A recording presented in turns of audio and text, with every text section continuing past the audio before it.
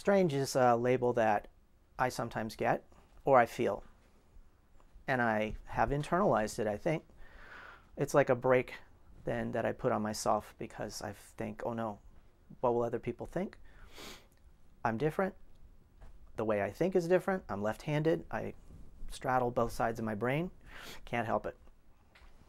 And sometimes when I think differently or I do something differently, something I perceive or that I think other people will perceive as strange, it drives me crazy because I feel like I have to justify why I'm doing something differently or thinking differently. And then crazy is another label I get, and that's the way it goes often.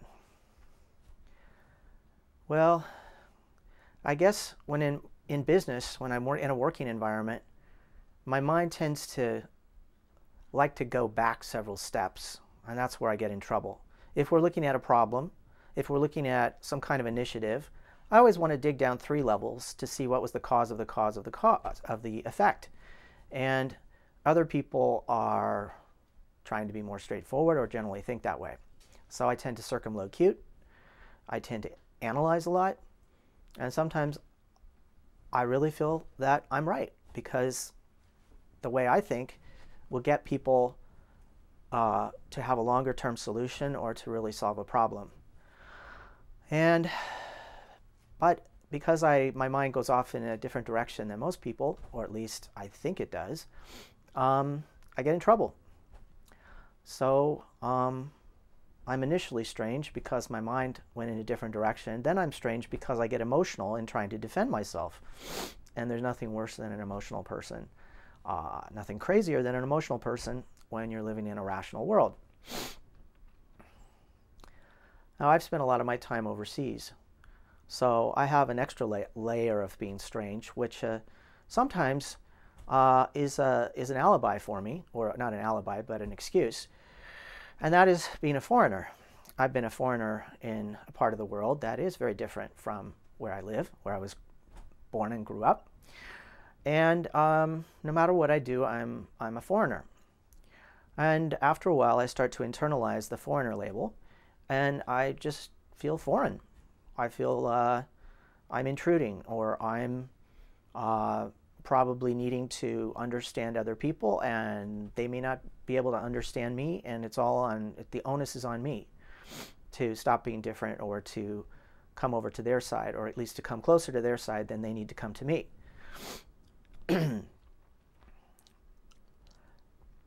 But I think the real problem for me is that I feel I'm unique in this world, as is everyone really, and we all have gifts. And I spend a lot of time forgetting that these gifts are really important, and I need to do something with them, and I need to share them, instead of trying to suppress my differentness, the way I think, or the way I act, or emotional versus logical, or logical versus simple. Straightforward. And I think it's a shame that I stop myself from doing something different, or from trying to do something that I'm passionate about, that I naturally gravitate towards, in order to not rock the boat, or to be quote unquote practical.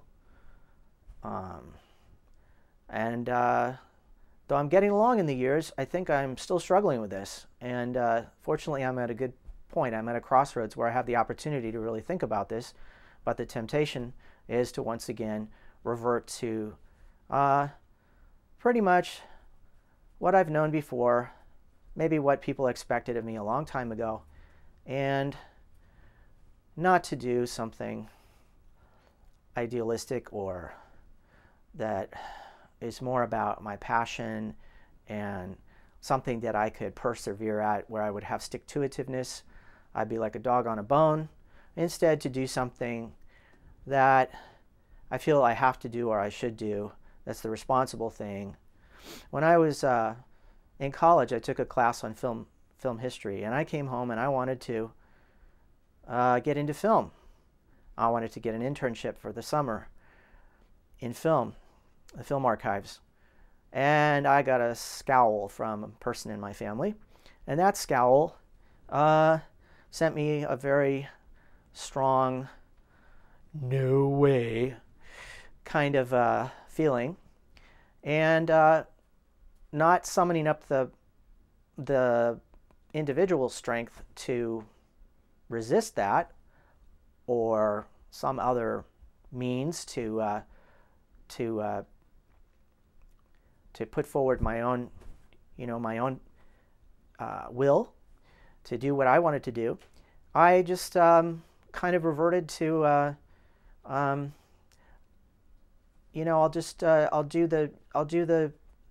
do the conventional path. I'll get into sales and marketing. I'll get into business. I'll march up and down the street in a suit and tie. I'm not against marching up and down the street in a suit and tie and trying really, really hard to be as my first boss called me, what did he call me? He called me I want you to be I can't remember what it was, but it's somebody who basically does a lot of cold calling and a hustler. That's right. He wanted me to be a hustler. I don't really think I'm a natural born hustler, but I ended up internalizing the hustler paradigm pretty well. And he was a German guy. He said, this is the way you do it. And he got on the phone and he got the phone book out and he demonstrated how to do it. And I have to say I did a really good job of imitating him, and I did a really good job of getting sales. But I think it's not because I'm a natural born salesman. It's because I maybe am more of an actor or a parrot. I like to imitate people. I like to mimic accents. And maybe it's those kinds of things that made me more successful immediately.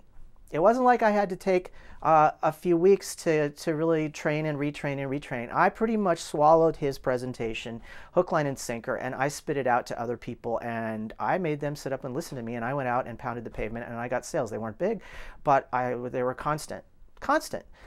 So it's kind of amazing, People, I have to conclude, well, I'm not a natural born salesman, but I can do it if I have to. But unfortunately, if you go for a long time living that way, then you kind of get by. You're like the frog in the warm water. It keeps getting hotter and hotter, but you don't realize that it's getting hotter. And finally, when it scalds you, you burn to death, right?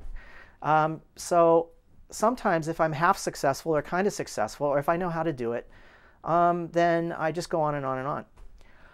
So I think for me, the challenge is to get back to whatever it is that really makes my motor run, really makes me passionate and strange, and to find a way to go with that. I don't know. I guess I have to find some confidence in my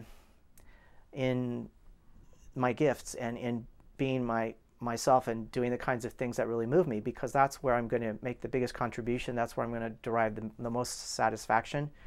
But I have to say it's a struggle, and it's multifaceted for everyone to be labeled as strange, or to think that you're strange.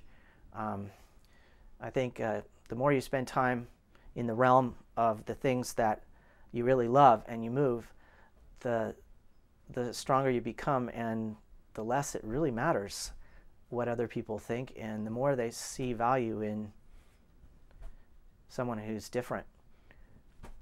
And I think you could just look at all the famous people in the world, and about half of them were perceived as crazy or strange at one point. So that's what I have to say about being strange. Please join me and others in this movement to drop labels by uploading your video at droplabels.org.